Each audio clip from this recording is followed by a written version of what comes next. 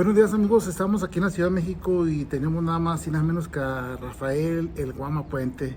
Realmente, Rafa, me siento muy honrado de que me hayas permitido pues entrevistarte para que nos platiques tus recuerdos y anécdotas que tienes de tu brillante carrera futbolística. Si gustas saludar a la gente del grupo, Rafa, adelante.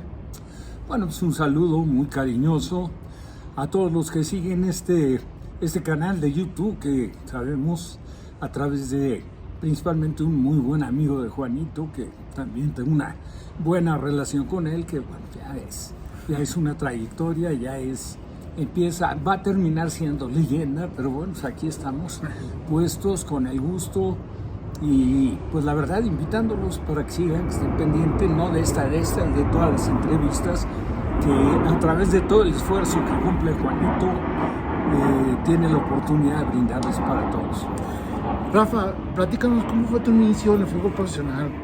¿Quién era el entrenador que te ayudó a la primera edición? ¿Quiénes estaban en ese equipo? ¿Y tu debut contra quién fue? ¿Contra qué equipo?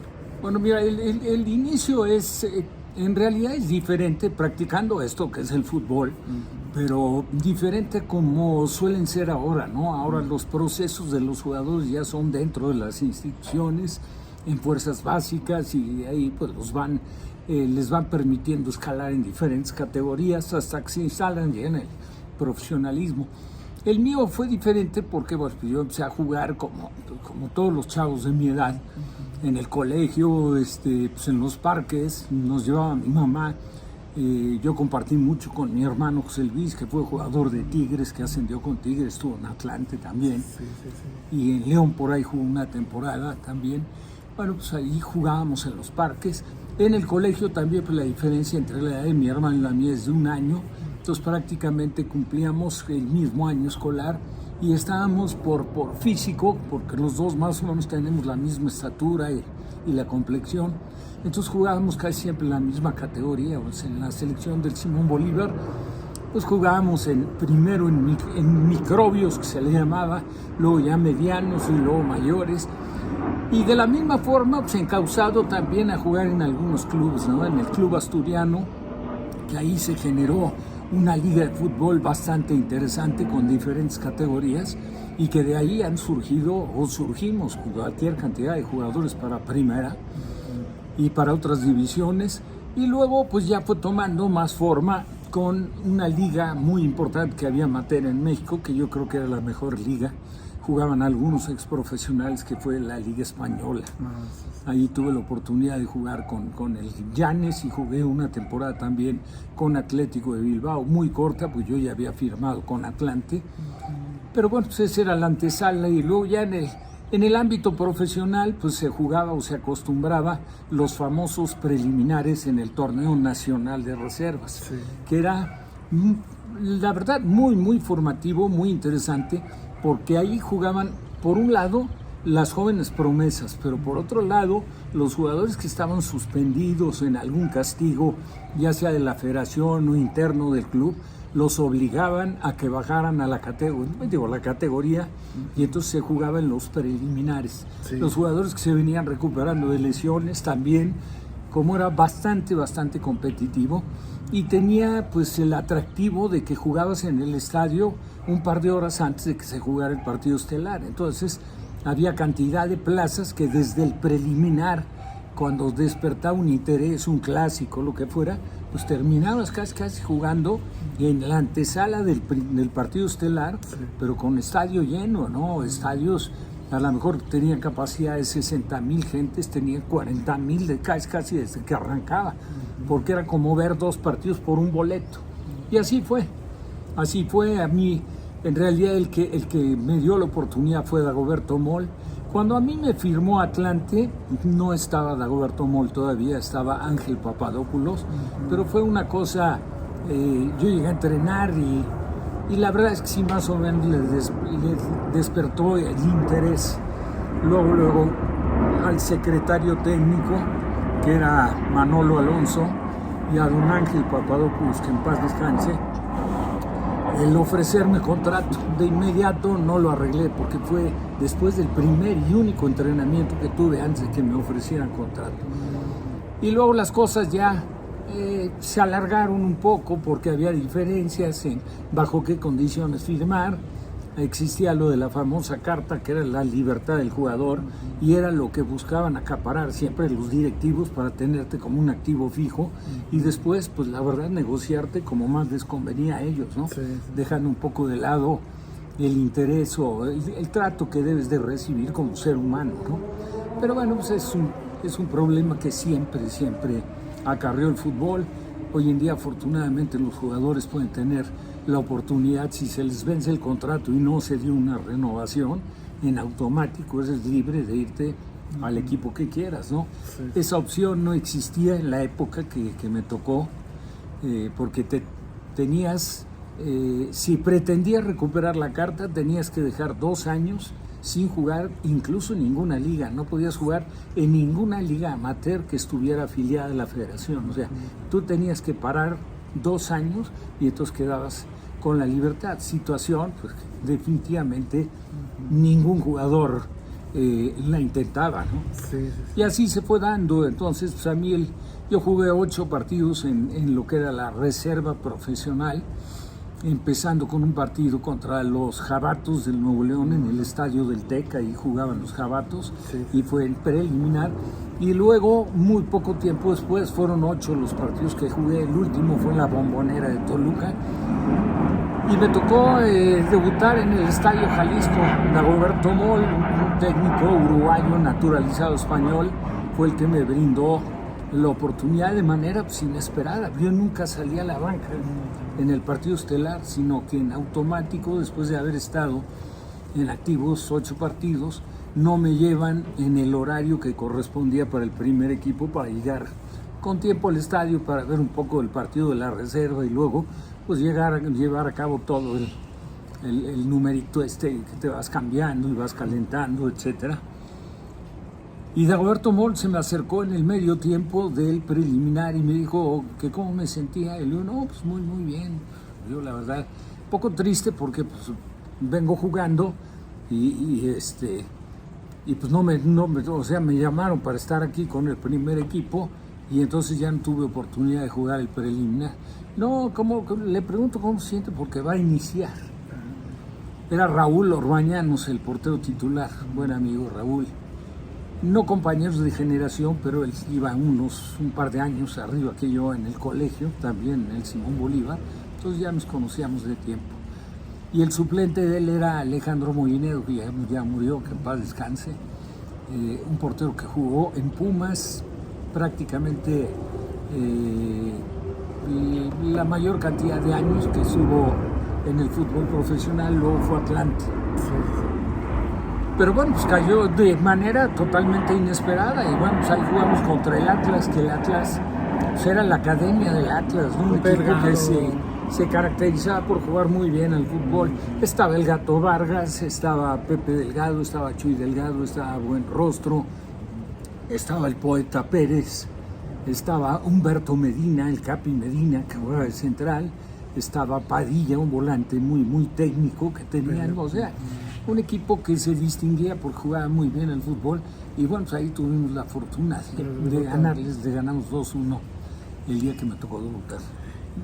¿Quién estaba contigo en ese equipo de Atlántico? No, en ese equipo te podría decir que jugó de lateral derecho, jugó el Chato, del lateral izquierdo el Chato Sánchez.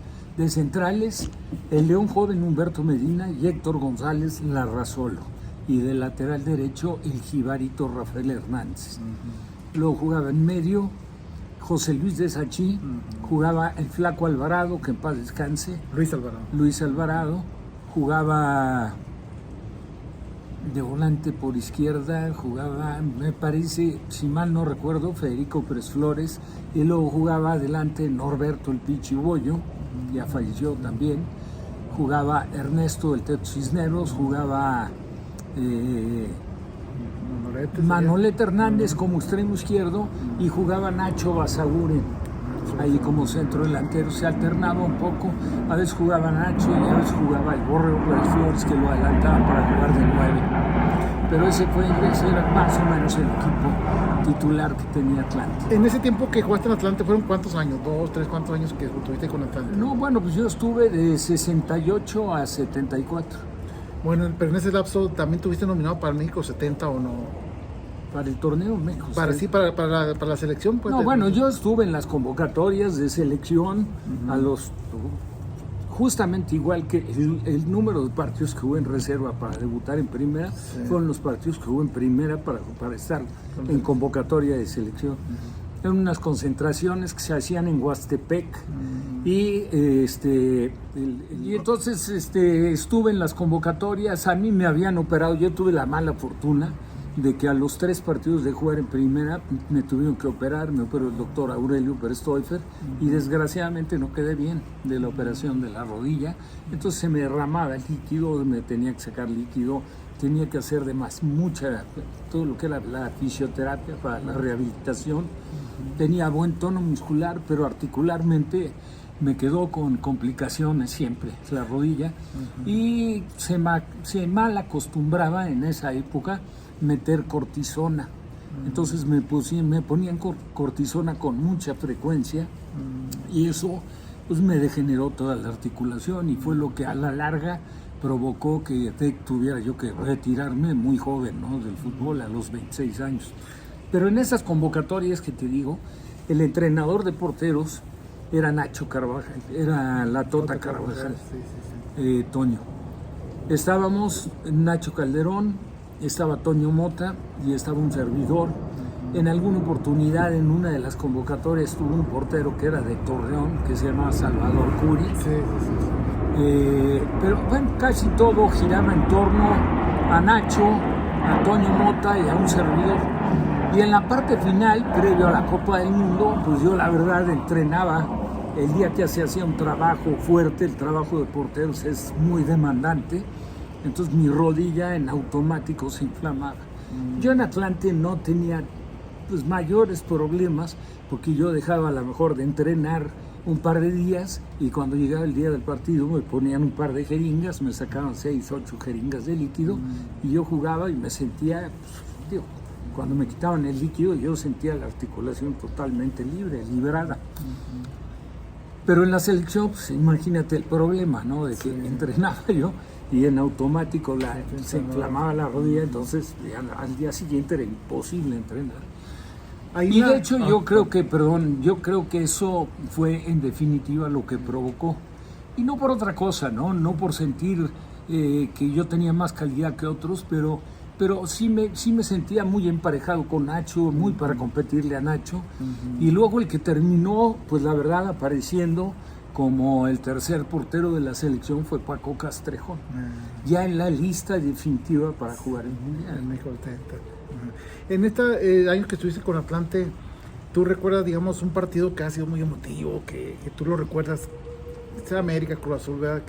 Que haya sido muy emotivo ese partido? ¿Sí recuerdas algún partido que...? Bueno, siempre hay recuerdos, ¿no? A lo mejor de un partido completo, pues digo, hay partidos que te quedan grabados para siempre, ¿no? Por ejemplo, con la selección, cuando empatamos en Maracaná contra Brasil 1-1 con gol de Manuel Manso, pues es algo imborrable, ¿no? El debut en Europa jugando contra Italia, que era subcampeón del mundo, que tenía fantástico, era un equipo con un potencial. Yo no había jugado en la gira, había estado jugando Nacho y en ese partido tuvo un problema de cuerpo cortado y se sentía muy mal, agripado. Entonces el ingeniero de la Torre ahí me dio la oportunidad y jugué en Génova contra Italia. Y digo, bueno, obviamente con toda la pasión que existe en Italia cada vez juega la selección. Recuerdo muy bien el estadio con todos, estaba enclavado como si fuera en el centro de Génova y todo alrededor eran edificios que rebasaban muchos de los departamentos, la altura del estadio, y todo estaba plagado de gente viendo por los edificios. Digo, desde luego no cabía un alma, ¿no?, en el estadio. Entonces son recuerdos que te quedan para toda la vida. Ahora con Atlante, pues cada vez que era un Atlante América, pues iba a ser un agarrón sabroso. Cuando jugábamos contra Chivas lo mismo, y tuvimos la oportunidad, por ejemplo, que tuvo un desenlace triste para mí, a pesar de que había tenido una buena actuación en un partido que se corona Guadalajara con gol de Alberto Onofre. Yo había tenido intervenciones muy interesantes y estábamos 0-0, si mal no recuerdo, creo que le anularon un gol a Manolete Hernández. Y de repente una jugada en un centro largo, a mí me gustaba arriesgar mucho y jugaba el área bastante. Entonces salí por una pelota y la verdad es que no la medí bien. Y se alzó Alberto Onofre y de cabeza hizo el gol. Bueno, se empezó a brincar la gente a la cancha y el partido casi no se completó. Yo creo que en los minutos ya era imposible por el fervor que tenían toda la gente seguidora de Chivas para festejar el partido y de preferencia ahí con los jugadores, ¿no? Sí. Entonces son partidos que recuerdas. Me acuerdo muy bien un partido en Torreón, en el Estadio San Isidro contra el Laguna, la verdad, un partido cuando jugabas generalmente en provincia, el equipo local ejercía un dominio sobre el visitante. Entonces, a mí me encantaba jugar de visitante, pues la gente se metía un poco o un mucho contigo y entonces también pues te generaba una adrenalina especial y como que terminabas, si tenías la suerte de arrancando el partido tener alguna pelota que te diera un margen de confianza, entonces terminabas por tener una actuación bastante aceptable y requerido con mucha frecuencia porque el dominio, el rival, pues siempre estaba encima con todo el griterío de la gente, las porras y entonces partidos en Torreón, yo recuerdo ese que terminé hasta atajándole un penal a Garcidueñas, me parece que era. Bulmaro Garcidueñas, sí. Como recuerdo otro también, que también el colofón fue con un penal, que fuimos a jugar a Zacatepec, que era otra de las canchas bravísimas, y tuvimos un partido muy cerrado, y terminamos con una ventaja mínima, y yo también ahí detuve un penal, y digo, no destaco lo del penal, porque generalmente los penales atajados son mal cobrados, esa es la verdad. Pero bueno, es algo que te queda siempre en la memoria, ¿no? Y luego haces un recuento en tu carrera de qué tantos o qué más o menos qué cantidad de penales te tiraban y qué porcentaje de penales tenías, ¿no? Rafa, mucha gente estoy seguro de tu apodo, el Guama. Me platicaste detrás de cámaras, como se dice. ¿Nos podrías compartir de tu apodo de Guama, por favor? Sí, bueno, hay muchísima gente que obviamente que seguía los partidos a través de la televisión, que la figura de Ángel Fernández fue, pues, yo creo que incomparable, por la característica, el sello que tenía de poner los apodos, si le decía a Miguel Ángel Cornero el confesor, por el estilo que tenía para jugar y que casi obligaba a que los delanteros se sometieran en lo que era su estilo. A mí Ángel lo hizo muy popular, el apodo del Guama, pero el apodo como tal me lo pone Ernesto Cisneros. Nosotros todos los viajes los hacíamos en camión, o sea, ahí no existía lo que hoy en día prolifera en el ámbito deportivo, de que todos los viajes son en avión. No, ahí todo era en camión y lógicamente había travesías de 14, 16 horas, cansadísimas. Entonces acostumbrábamos mucho llevar para entretenernos parte del recorrido con cómics, o sea, los famosos cuentos que comprabas en los puestos de periódico. Y el sitio de salida era donde está el Hotel María Isabel, que está en la Glorieta, en Reforma. Ahí junto a Sambors, pues, lógicamente en Sambors había cualquier cantidad de revistas entonces se compraban mucho historietas. Y nos las íbamos rolando según terminabas de leer uno y lo cambiabas por otro. Y entonces alguno compraba 5 y otro compraba 5. Entonces en el recuento pues tenías para entretenerte leyendo distintas historietas. Y había una que se llamaba Tagua y Guama. Y Guama era un personaje que aparecía ahí medio tipo Chanoc, una cosa así, pelo un poco largo y bueno, pues traía su cinta. Y yo no usé la cinta, la única vez que usé nada más en un partido en toda mi carrera, fue en el estadio de Génova contra Italia. Y porque ya no me daba ni tiempo de cortarme, aunque sea el fleco, ¿no? Porque sí me estorbaba. Cuando se me caía no es como ahora que le pegas al gel y entonces traes todo el pelo arregladito. Entonces ahí eras más bien medio alborotado. Y ese día jugué con una cinta.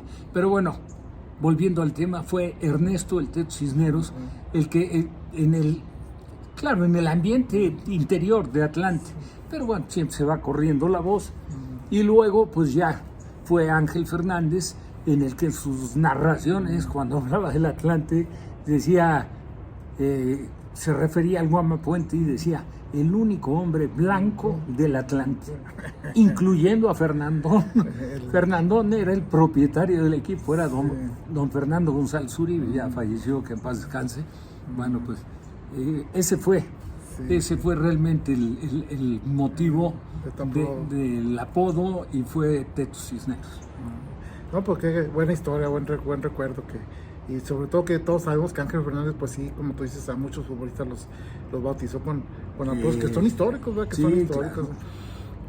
Si quieres esta pregunta, de esta bronca que contra Torreón, ¿sí la recuerdas que sí, perfecto. Platícanos un poquito. En realidad nos iban ganando 1-0 y estaba, pues lógicamente, Atlante jugando de local en el Estadio Azteca, y don Carlos Miló, que también ya se nos adelantó, que en paz descanse, pues digo, como todos los técnicos medio mañosos, experimentados. Entonces yo creo que, entre otras cosas, le hizo un comentario un paisano de él que se llamaba el Torito Gómez, que luego jugó en la UDG. Entonces el Torito Gómez, que yo nunca tuve ninguna diferencia ni con él, ni con, por ejemplo, jugaba ahí también Sergio Silva, un centro delantero uruguayo, que fue hasta de selección uruguaya. Pero hubo una jugada donde nosotros perdiendo, pues la pelota la recojo, la gano yo, jugando un poco el área, y el Torito Gómez, que se me aproxima, prácticamente llegó medio a pecharme, yo deteniendo la pelota con las dos manos. Entonces quise yo medio separarlo, y digo, perdónenme la expresión, pero auténticamente, decir un escupitajo es igual de hiriente, pero es peor cuando dice fútbol. Fue auténticamente, y perdonando la expresión, fue un gargajo lo que me echó en la cara y justo en el ojo. Entonces, en el momento que hace eso, me limpio y me volteo, y lo primero que hago es decirle al árbitro, y ve al cerdo este. Entonces, de la forma como yo le reclamo al árbitro, que el árbitro no, o sea, como que ni siquiera se percató terminó expulsando. Entonces, cuando yo ya expulsado, después de la discusión y de los reclamos de compañeros con el árbitro, yo me dirigí, pero directo a la zona de bancas, donde estaban las dos bancas ubicadas en ese sector del campo, lateral.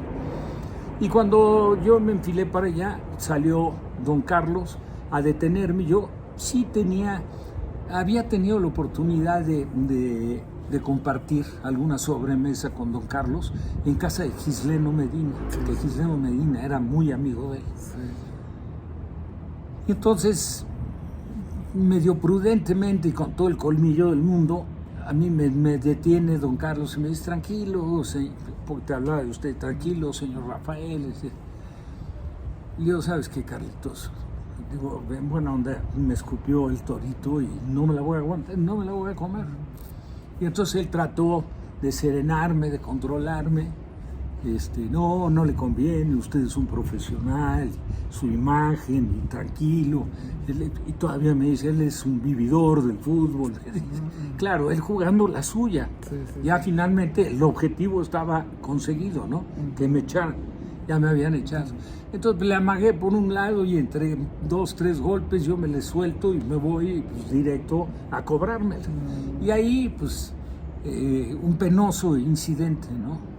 Que le dieron demasiada publicidad, tal vez. Demasiada publicidad, modificaron el reglamento de sanciones que existía, porque el castigo más fuerte que tenía un jugador era de 2 partidos, y ahí a mí me metieron 6.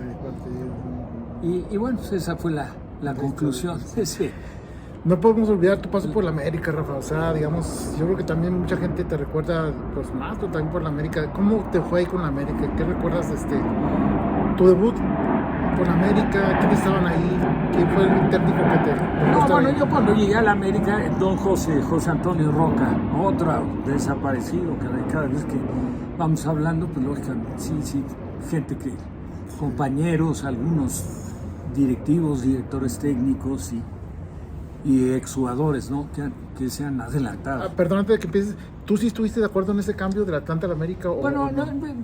A mí cuando tomó la decisión Fernando González, que fue realmente Juan Ignacio Azagún el que lo convenció, porque le dio, después de haber retirado del cargo a Luis Grill, un técnico que en México se distinguió principalmente por el tiempo que dirigió a León, pero luego dirigió a otros equipos y estaba en Atlante, entonces lo hizo a un lado y puso a Juan Ignacio Azagún. Y bueno, no es que yo tuviera pleito con Juan Ignacio, pues nunca llegamos a las manos, ni mucho menos, pero teníamos puntos de vista muy diferentes, ¿no? Él no le agradaba mucho a lo mejor mi comportamiento, mi estilo, y pues yo como compañero no le di nunca mayor importancia, pero ya como técnico en automático me retiró de la titularidad, me quiso llevar a San Luis a un partido como suplente, y bueno, la explicación que me dio es que era un partido bravo y que nos iban a ver, tenía el chileno Araya y tenía buenos jugadores San Luis y que nos iban seguramente a pelotear mucho y que entonces él ahí requería un portero de más reflejos y que para él Armando Franco, buen compañero y buen portero, bajito de estatura, pues que él se decantaba por Armando Franco. Entonces yo le dije, bueno, sí, encantado, nada más que pues me vas a perdonar, pero yo no viajo. Yo a la banca no salgo. Entonces no quise salir. En una postura que también no es correcta, ¿no? Hoy, tiempo después, reflexionas y dices, bueno, si ya decidió no ponerte. Después de ese partido de San Luis ya jugué yo en Atlante, pero ya quedó ríspida la relación. Y entonces Nacho tranquilamente apostó porque yo me fuera del equipo. Y cuando se fueron dando las cosas, dije, bueno, pues ok. Entonces empezaron a aparecer ofertas, y hubo ofertas de UDG, y hubo ofertas de León, y hubo ofertas de Toluca, y hubo ofertas, ahí era todavía Atlético Español, me parece. Bueno, había de los Tigres. Entonces se estuvo más o menos checando a ver cuáles pudieran ser la mejor oportunidad. Y como suele suceder en el fútbol, o sea, no te toman ni en cuenta, o ahí no te tomaron ni en cuenta y te vendían, pues como vendieron a Enrique Borja cuando se fue de Pumas a América, que decían que lo habían vendido como un costal de papas, sin preguntar. Y a nosotros nos mandó en paquete don Fernando González, que fuimos Marco Rivas y yo. Y cuando llegamos a América, luego empezaron las diferencias. América pretendía, siendo el equipo pues, que más publicitaba a los jugadores, eso sin duda, con unas canchas de entrenamiento espectaculares, de pasto. Yo acostumbrado en muchos de los casos a entrenar en canchas que a lo mejor eran de tierra, como el Joaquín Amaro, como la Unidad Deportiva de Xochimilco, la de Azcapotzalco. Pues nosotros en Atlante fuimos recorriendo varios escenarios de entrenamiento y ahí pues por ese lado estaba yo fascinado, ¿no? Estaba yo triste porque de verdad siempre le tenía un cariño enorme a Atlante, ¿no? Porque fue el equipo donde yo encontré la oportunidad para debutar.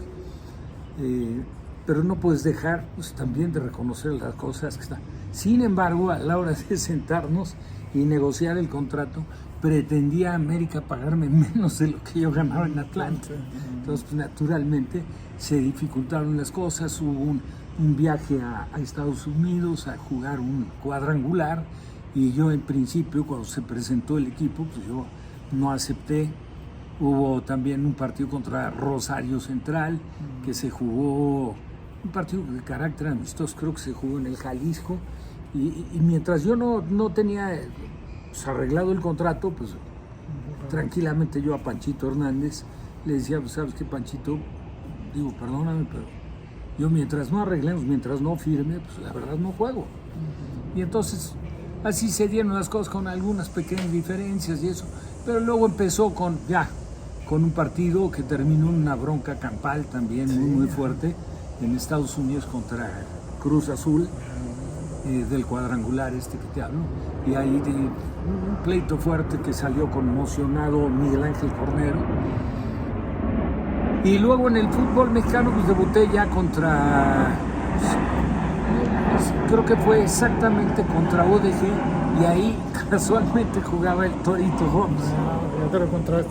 Ahí nos encontramos, digo, sí, ya sin ningún resentimiento de ninguna especie, cada quien a lo suyo y se acabó. ¿Quién estaban de porteros en América cuando tú llegaste? ¿Quién eran ahí? Estaban porteros, había Prudencio, el Pajarito Cortés, que le había quitado el puesto al Tarzán Palacios en aquel partido que hubo una bronca muy muy fuerte en un jueves nocturno entre Atlante y América, que salimos expulsados el Perico González y un servidor, y hubo un pleito ahí fuerte, y ahí perdió el puesto el Tarzán Palacios, y apareció el Pajarito. Esa temporada fue campeón en América, con José Antonio Roca, jugando el Pajarito. Estaba el Tarzán, que terminó saliendo de ahí y se fue a Potosino, me parece, a jugar. Y estaba también en la reserva Pedro Soto y Hugo Salazar, que ya falleció, un portero que jugó en América muy poco, más bien jugó en Necaxa. Y estaba también como portero, yo lo conocía del club asturiano, Román Sánchez, que luego fue portero de Atlético Español y terminó en Zacatepec. Ahí en la América, ¿sí jugaste que 2, 3 años? ¿Cuánto tiempo? No, muy poco tiempo. Yo llegué en 74 y me retiré en 76. Estuve en la temporada que fue campeón América con Raúl Cárdenas. Jugué muy poco tiempo porque yo prácticamente toda la temporada estuve convaleciendo en la recuperación de una operación que me habían hecho fuerte en Argentina. Reaparecí contra Potosino, luego jugamos un partido en León y luego recibimos a Zacatepec y arrancó la liguilla. El torneo prácticamente lo había jugado Néstor Verderi, pero había tenido una diferencia con el técnico, con el güero Raúl Cárdenas, y lo había separado en un partido de un viaje que Néstor andaba, como todos los porteros, con algún problema en uno de los dedos, entonces no hizo el viaje, y fue Paco Castrejón el que jugó la liguilla, que terminó siendo campeón América contra UDG, con aquel, seguro lo deben de recordar todos, aquel famoso gol de Rabona, que le hace Carlos Reynoso en el Estadio Jalisco a Nacho Calderón, que ese año lo había comprado la UDG, que UDG eran los famosos Leones Negros, que habían llevado a Eusebio, a Nené, a Roberto, a Jair, y estaba Gómez Nogueira, también un brasileño, el técnico. Y el partido de vuelta, ya la coronación, donde salió campeón América, fue un gol de tiro libre de Hugo Quise, del paraguayo. A los porteros que hemos entrevistado les hemos hecho esta pregunta, a ver, para concluir ya. ¿De quién eras tu cliente? O sea, ¿cuál jugador delantero que tú recuerdas que te anotó varios goles? Que no recuerdas algún Caviño. Pues no, fíjate que Caviño nos habíamos enfrentado unas cuantas veces y nunca había hecho un gol.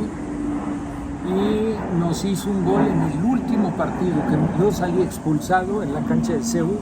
El primer gol me lo metió Caviño, que nunca me había hecho un gol a mí Caviño. Y aparte a la América no le había anotado en el tiempo que llevaba. Y el otro gol me lo hizo el Camarón Iturralde, donde una pelota larga y yo andaba con dificultades, no había quedado bien recuperado de la rodilla, y entonces fui un poco torpe a una pelota cruzada al poste superior derecho, y ahí me hizo el gol. Me expulsó Marco Antonio Orantes en el segundo tiempo, injustamente, porque yo salí una pelota, yo no flexionaba, igual que ahorita la pierna, pues la flexiono a la mitad. Entonces a la hora de yo por una pelota, después de un bote en una jugada larga, se aproximó Candy, un brasileño que tenía Puma, y al salir yo, pues lógicamente, como no doblas la pierna, en la medida que alzas la rodilla, pues tu suela aparece un poco. Y él lo interpretó como una jugada peligrosa por parte mía, me expulsó, ahí discutí, y luego ya de ahí pues me enfilé a los vestidores, se empezó a meter fuerte la porra conmigo, yo me volteé, les hice señas, me reventaron la madre hasta que se cansaron. Yo también les mandé algo de mi cosecha. Y ese fue el último partido. Pero de lo que me decías de alguien que yo fuera cliente, fíjate que enfrenté muchas veces a Enrique Borja y Enrique nunca me había hecho gol. Y estaba peleando el liderato de goleo con Chavarín, con Ricardo Chavarín. Y teníamos después de ese partido concentración de la selección. Total, jugamos y ese día Enrique me hace 3 goles. Terminando el partido, yo me equivoqué porque quedé muy caliente en uno de los goles. Yo por ir una pelota que se elevó mucho, no vas realmente pendiente de qué te vas a encontrar en el camino. Y yo siento que yo pensé que había sido Enrique, que me mete en el pie y me voy de bruces. Y ahí brinca Enrique y me hizo los 3 goles. Y con esos 3 goles se coronó campeón goleador. Entonces cuando llegamos a la concentración, estaba Ricardo Chavarín, me acuerdo perfecto, estaba con el Berna García, y estaba con el Pillo Herrera, y entonces, así medio a la distancia, me reclaman como diciendo, oye, felicidades, le regalaste el título a tu compadre, Enrique. Y terminé, pues digo, no terminamos en golpes de casualidad, porque pues yo, lógicamente, primero estaba yo caliente por lo que había pasado, arrepentido porque acabando el partido, cuando vino a despedirse de mí Enrique Borja, le pegué una cachetada, pues yo pensaba que él me había metido. Ya después, cuando vi las repeticiones, fue Villegas, el central, un central delgado alto que jugaba con Atlante, el que sin ninguna intención, o sea, de repente se atravesó en mi camino su pie. Toco con él, me voy de bruces y Enrique convierte el gol. Pero bueno, pues yo estaba, la verdad, primero muy molesto, muy caliente por el hecho de haber perdido. Arrepentido porque lo de Enrique Borja fue una reacción, pues la verdad, no correcta de mi parte. Y de última, pues recibir las burlas de estos que prácticamente me estaban diciendo que era yo un vendido. Y entonces terminé mentando en la madre. No pasó a mayores, pero bueno, son anécdotas que hay siempre en la carrera de los jugadores. No, pues sí, Rafael, como tú dices, son anécdotas y recuerdos. Si podíamos estar aquí, me podía platicar muchas cosas. Y creo también entiendo que tienes otras ocupaciones. Te agradezco mucho que me hayas permitido aquí estar en tu casa haciendo esta entrevista. Y entonces yo creo que mucha gente, todo lo que nos has contado, que estuvieron presentes en esos tiempos, recordarán la bronca en Torreón, eso que nos has platicado y todo. Ojalá se acuerden de cosas buenas. Como yo digo, mi relación, sin tener problemas, pero mi relación no terminó bien en América. O sea, de la forma como América me despidió, pues yo considero que me entregué en cuerpo y alma y jugaba lesionado y me valía para 3 cosas. Y luego la postura del club como tal, yo creo que no fue la correcta. Y después, con el tiempo, pues aparezco yo trabajando en los medios y aparezco con la competencia, que era Imevisión, que luego se convirtió en TV Azteca. Bueno, no me dejaban ni entrar. Alguna vez que intenté, no me acuerdo por qué, porque jugaba yo en el idioma. No me dejaban entrar a las instalaciones de Cuapa a jugar un partido de la Liga Interclubes por el antecedente con América. Entonces me parecía increíble. Luego cambiaron un poco las cosas y ya me hicieron favor de invitar cuando hicieron la presentación del libro de los 100 años de la América, donde pues, ahí tuve, la verdad, el privilegio de aparecer junto con cualquier cantidad de jugadores, ¿no? En esa trayectoria de equipo tan importante. Pero que son cosas que a lo mejor la gente, pues la gente no tiene ni idea, pero son situaciones que pasan que dice uno, ¿qué tiene que ver una cosa con la otra? ¿No? En lugar de decir, bueno, es un episodio que pasó y le damos la vuelta a la página y se acabó, y no estar con ese rencor, ese resentimiento y tratando de cobrárselas, ¿no? De una manera que no le veo ningún sentido. Rafa, pues nuevamente te agradezco mucho, realmente ha sido un gran honor y si gusta despedirte del grupo y todos los compañeros que están ahí adelante, Rafa. Pues ahí a todos los que participan ahí para estarme escuchando, un rato les agradezco mucho y la verdad, felicitarlos por el apoyo que le dan a este hombre, al Juanito, que hace un enorme esfuerzo. No tenía yo el gusto de conocerlo, hoy he tenido el placer de tenerlo aquí en la casa de todos ustedes. Y bueno, de platicar y saber que vive en San Diego y que tiene una larguísima trayectoria de 35 años en San Diego y sin embargo, pues metidazo en esto y buscando pues, algunos de los personajes que se han dado en toda la historia del fútbol mexicano, y yo encantado, pues la verdad, de estar con todos ustedes, agradecerles mucho su tiempo y su prudencia por estarme aguantando. Pues. Y aquí estamos para cuando se les ofrezca. Gracias, Rafa. Hasta luego, grupo. Y ahí seguimos. Gracias.